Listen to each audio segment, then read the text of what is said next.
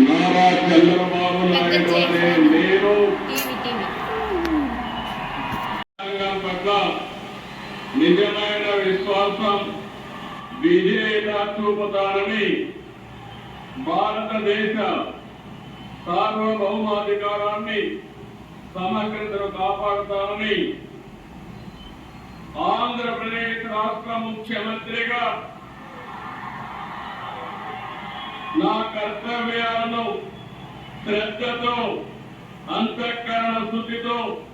నిర్వహిస్తానని, భయం గాని పక్షపాతం గాని రాగద్వేషాలు గాని లేకుండా రాజ్యాంగాన్ని శాసనాలు అనుసరించి ప్రజలందరికీ న్యాయం చేకూరుస్తానని దైవ సాక్షిగా ప్రమాణం చేస్తున్నాను. నేను నారా చంద్రబాబు నాయుడు అనే నేను ఆంధ్రప్రదేశ్ రాష్ట్ర ముఖ్యమంత్రిగా నా పరిశీలనకు వచ్చిన